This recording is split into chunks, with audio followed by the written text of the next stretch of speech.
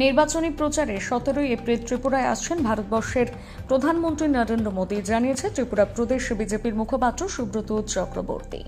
আগামী 17 এপ্রিল পশ্চিম ত্রিপুরা এবং পূর্ব ত্রিপুরা দুটো লোকসভা আসনের বিজেপি প্রার্থীদের সমর্থনে আগরতলার স্বামী বিবেকানন্দ ময়দানে ঐতিহাসিক জনসমাবেশে বক্তব্য রাখতে ত্রিপুরায় আসছেন ভারতবর্ষের প্রধানমন্ত্রী নরেন্দ্র মোদী। আগরতলা কৃষ্ণনগরে স্থিত ভারতীয় জনতা পার্টি ত্রিপুরা প্রদেশ কার্যালয়ে এক সাংবাদিক বৈঠকে এই খবর জানিয়েছেন ত্রিপুরার প্রদেশ বিজেপির মুখপাত্র সুব্রত চক্রবর্তী। তিনি আর কি বলেছেন শোনাব। তো আগামী 15 এপ্রিল আমাদের দেশের যশস্বী গৃহমন্ত্রী অমিত শাহজির আসার বিষয়ে এখন পর্যন্ত ইতিবাচক বার্তালাপ চলছে।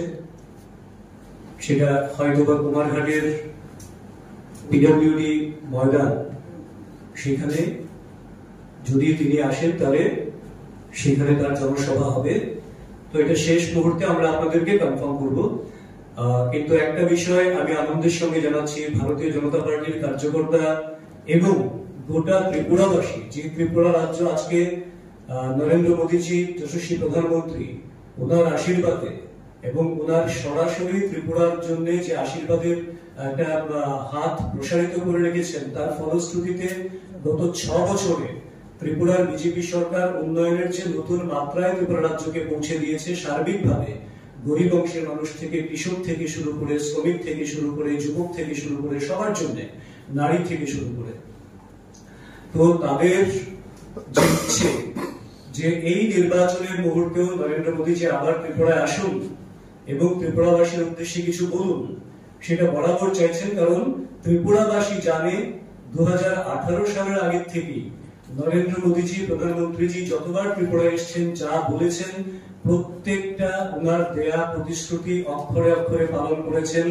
এবং আপনারা জানেন 18 নির্বাচনের আগে তিনি বলেছিলেন ত্রিপুরাকে তিনি হীরা দেবেন, মানিকের দরকার নেই।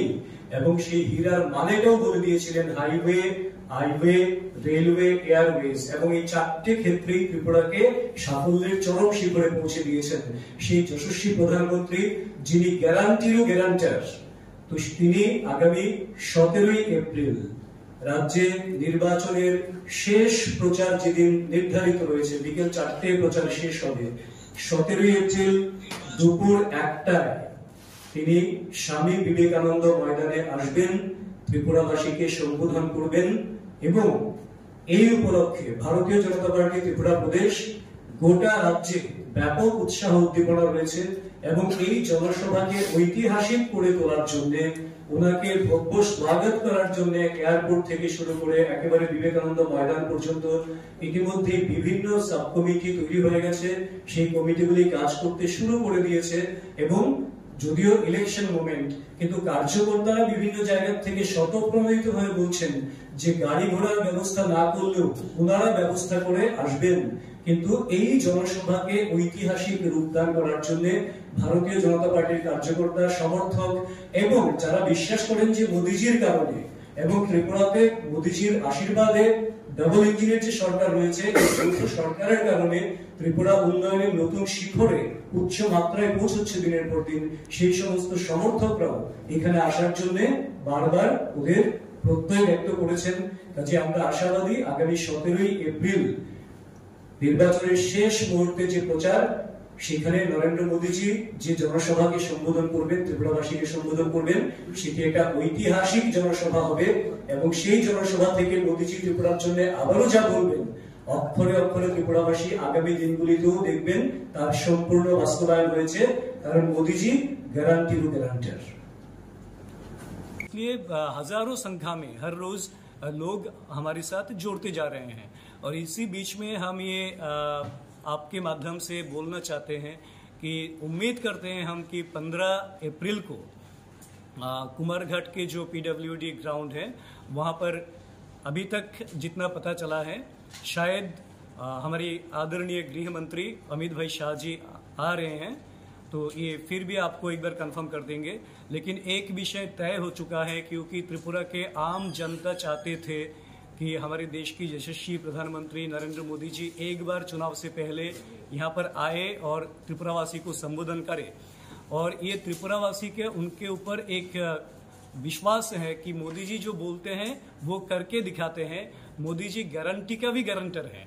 तो इसलिए क्योंकि 18 से चुनाव से पहले मोदी जी ने कहा था त्रिपुरा में हीरा दे देंगे हम, इसका मतलब भी उन्होंने बता दिया था कि हाईवे, रेलवे, एयरवेज में इतना डेवलपमेंट होगा जो कभी सोचा ही नहीं गया।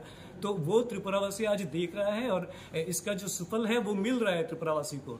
इसलिए वो त्रिपुरावासी चाहते हैं कि मोदी जी फिर से आए यहाँ पर, चुनाव से पहले कुछ बोले, क्योंकि मोदी जी बोलेंगे तो वो तो पूरा करते ही रहेंगे।